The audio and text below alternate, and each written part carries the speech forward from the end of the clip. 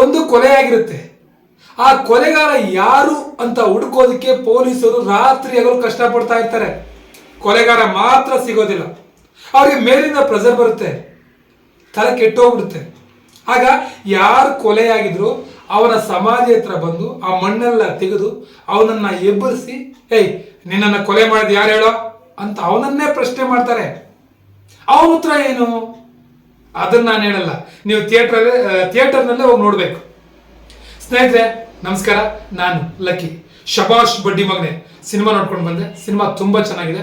Pramod Shetty double acting ಮಾಡಿದರೆ nice. ಮತ್ತೆ ಇನ್ನೇನು, ನನಗೆ ಈ ಸಿನಿಮಾಗಿಂತ ಲೊಕೇಶನ್ಸ್ ತುಂಬಾ ಇಷ್ಟ ಆಯ್ತು. ಆಲ್ಮೋಸ್ಟ್ ಸಿನಿಮಾ ಚಿಕ್ಕಮಂಗ್ಳೂರು ಸುತ್ತಮುತ್ತನೇ ಶೂಟ್ ಮಾಡಿದ್ದಾರೆ. ಒಂದು ಸಾಂಗ್ ಮಾತ್ರ ಫಾರಿನಲ್ಲಿ ಶೂಟ್ ಮಾಡಿದ್ದಾರೆ. ಮತ್ತೆ ಈ ಸಿನಿಮಾ ಕಥೆ ವಿಚಾರಕ್ಕೆ ಬಂದ್ರೆ, comedy police story. First half full comedy, second half serious ಆಗಿರುತ್ತೆ.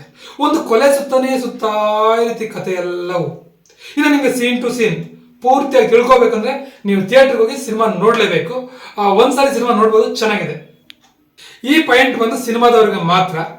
ಸಿನಿಮಾದವ್ರು ಯಾರಾದ್ರೂ ಈ ರಿವ್ಯೂ ನೋಡ್ತಾ ಇದ್ರೆ ಅವ್ರಿಗೋಸ್ಕರ. ನಾನು ಕೂಡ ಸಿನಿಮಾದವನೇ. ನಾವೆಲ್ಲರೂ ಸಿನಿಮಾ ಮಾಡೋಕ್ಕೆ ಅಂತ ಈ ಫೀಲ್ಡಿಗೆ ಬಂದಿದ್ದೀವಿ. ಸಿನಿಮಾ ಮಾಡೋದು ಹೇಗೆ ಅಂತ ಕಲಿತಾ ಇದ್ವಿ, ತಿಳ್ಕೊತಾ ಇದ್ದೀವಿ ಅಲ್ವೇ. ಸಿನಿಮಾ ಮಾಡೋದಕ್ಕಿಂತ ಸಿನಿಮಾ ನೋಡೋದನ್ನ ನಾವು ಮೊದಲು ಕಲಿಬೇಕು.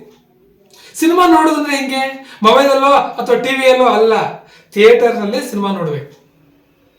ಹೊಸಬ್ರು ಸಿನಿಮಾ, ಅದರಲ್ಲೂ ಹೊಸಬ್ರು ಸಿನಿಮಾಗೆ ನಾವು ಸಿನಿಮಾ ನೋಡೋಕ್ಕೆ ಹೋದಾಗ ಎಷ್ಟು ಜನ ಥಿಯೇಟರ್ಗೆ ಬಂದವರು ಸಿನಿಮಾ ನೋಡೋಕ್ಕೆ, ಬಂದವರ ರಿಯಾಕ್ಷನ್ ಏನು? ನ್ಯೂಸ್ ಚಾನೆಲ್ ಬಂದಿದಾರಾ? ಬರಲ್ಲ. ಕೆಲವು ಯೂಟ್ಯೂಬರ್ಸ್ ಮಾತ್ರ ಬರ್ತಾರೆ. ಬಂದವರನ್ನ ಥಿಯೇಟರ್ ಒಳಗಡೆ ಬಿಟ್ಕೋತಾರ ಅಥವಾ ಗೇಟ್ ಹತ್ರ ನಿಲ್ಲಿಸ್ತಾರ? ನಮ್ಮ ಖುಷಿಗೆ ನಮ್ಮ ಸ್ನೇಹಿತರು ಯಾರೋ ಪಟಾಕಿ ತಂದು ಥಿಯೇಟರ್ ಮುಂದೆ ಹೊಡೆದ್ರೆ ಅದನ್ನ ಕ್ಲೀನ್ ಮಾಡ್ಬೇಕಾದವ್ರು ಯಾರು? ಇನ್ನೂ ಹಲವಾರು ವಿಚಾರಗಳು ಥಿಯೇಟರ್ ಹತ್ರ ನಮ್ಗೆ ಗೊತ್ತಾಗುತ್ತೆ.